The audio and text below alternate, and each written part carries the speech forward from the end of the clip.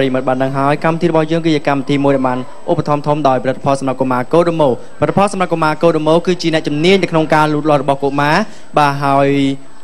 បងប្អូនកុមារនឹងចាក់ឆ្ងាយចេញពីសារធាតុគីមីគ្រប់ប្រភេទនៅពេលដែលបងប្អូនបដូរមកប្រើជាមួយនឹងផលិតផលសម្រាប់កុមារកូដូម៉ូពីព្រោះថាផលិតផលសម្រាប់កុមារកូដូម៉ូគឺជាផលិតផលមួយដែលផ្សំចេញពីសារធាតុធម្មជាតិសុទ្ធសាធផងដែរបាទសូមចូលរួមជាមួយនឹងគ្រួសារល្អិនជាមួយនឹងយើងខ្ញុំដោយគ្រប់គ្រងបងប្អូនតាមរយៈ facebook.com/Kodomo Club Cambodia បាទចា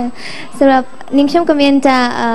សូមជម្រាបអំពីដំណឹងល្អពីកម្មវិធីប្រកួតតារាចាបង្ហាញម៉ូដខ្មែរ Super Model ចំនួនទី5ចាដែលនឹងចាប់ផ្ដើមចែក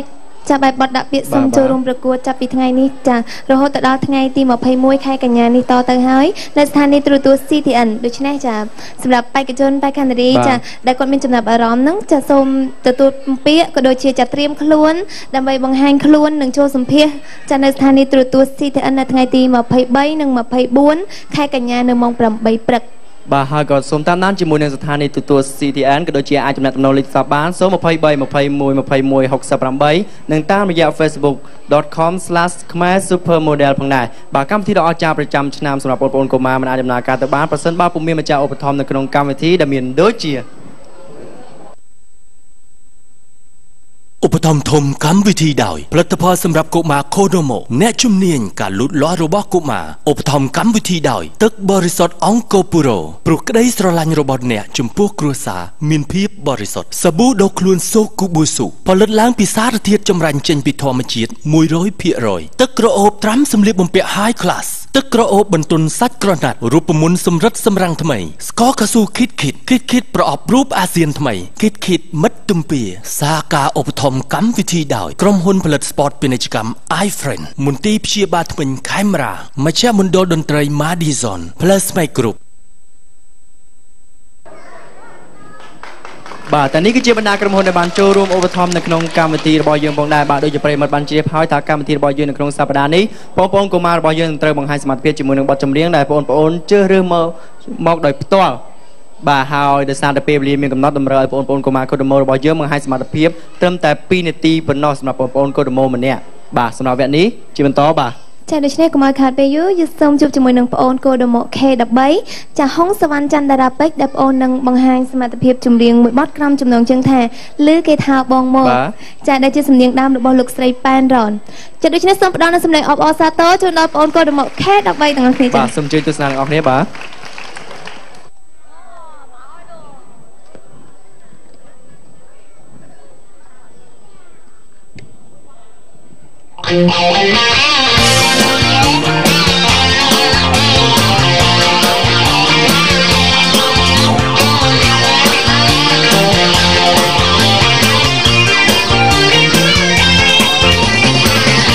គេថាបងមកអីឡើយបងមកដល់អូននៅរងចាំមកតាផ្លាយមកផ្លាយរបស់បង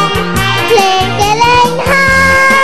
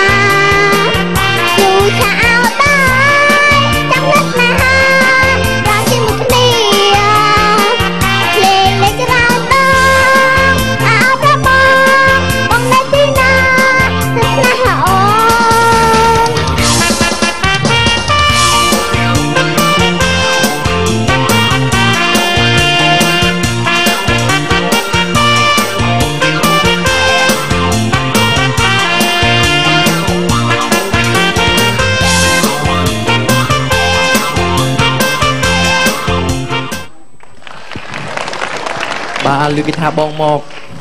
ហើយបាទអរគុណច្រើនបាទសូមអញ្ជើញលោកមង្គលបាទអរគុណហើយខ្ញុំបាទសូមសរសើរដល់ភាពក្លាហានផងបងអូនស្រីណារំតិចតិចណាអាយ៉ាត់ផ្លាស់ចកេះណាចកេះនៅឆ្អឹងនៅខ្ចីផងរំខ្លាំងពេកយ៉ាត់ជាប់ចកេះណាបាទអរគុណច្រើនជូនបងណាងល្អអូនបាទអរគុណច្រើនបងអូនអាចសម្រាប់បានបាទជាបន្តសម្រាប់ពេលនេះក៏សូមជួបជាមួយនឹងបងអូន Kodomo K14 បាទវិជាសិទ្ធិកានឹងបកស្រាយជំនាញបទដែលមានចំណងជើងថាសំឡេងខ្មោះការបាទដែលជាសញ្ញាដើមរបស់លោកស្រីប៉ែនរ៉នបាទសូមអញ្ជើញទស្សនាពលនឹងផ្ដល់ការគ្រប់គ្រងខ្លាំងៗទាំងអស់គ្នាបាទសូមលើកផ្លាកដើម្បីគ្រប់គ្រងបងប្អូនផងដែរបាទអរគុណច្រើន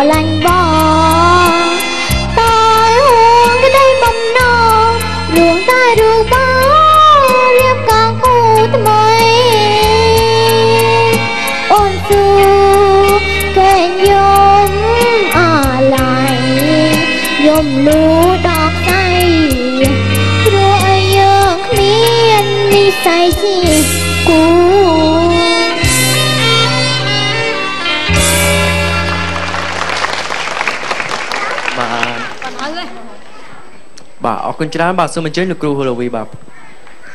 សូមអរគុណសូមសរសើរមួយស្រីណាសំឡេងអត់ភ្លាវទេត្រូវចង្វាក់ល្អណាសូមឲ្យមានសំណាងល្អអរគុណ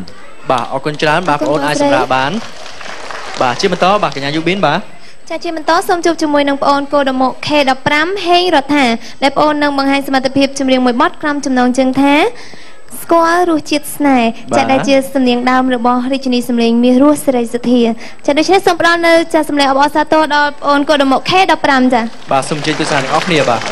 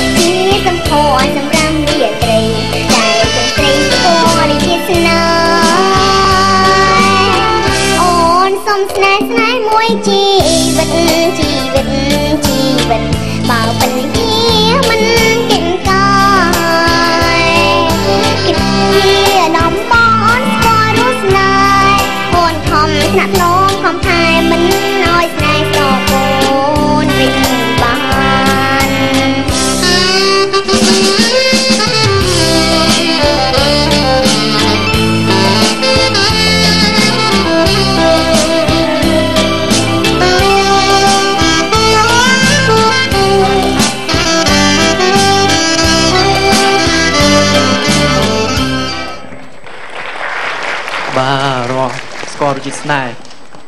បាទអរគុណច្រើនបាទសូមអញ្ជើញបាទលោករដ្ឋាបាទ បាទសូមអរគុណស្ដាប់មកផ្លែតថាគេហៅខ្ញុំទៅឡើងច្រៀង ឈ្មោះដូចគ្នាបាទសូមសរសើរបងអូនស្រីណាដែលមានទឹកដមសម្លេងល្អចង្វាក់ក៏ល្អអាក្រាមរត់ក៏ល្អបាទសូមជូនពរសំណាងល្អអរគុណបាទអរគុណច្រើនបាទបងស្រីសម្រាប់បានបាទនៅវគ្គបន្តទៅយើងនឹងបានជួបជាមួយនឹងកម្មវិធីដ៏អស្ចារ្យក៏ដូចជាដឹងថាតើបងអូនកូដូម៉ូ5រូបណាដែលមានបន្ទុកតិចជាងគេនឹងត្រូវជំរុះចេញប្រចាំសប្តាហ៍ទី1នេះផងដែរបាទសម្រាប់ពេលនេះកម្មវិធីរបស់យើងក៏សូមអនុញ្ញាតសម្រាប់បន្តិចសិន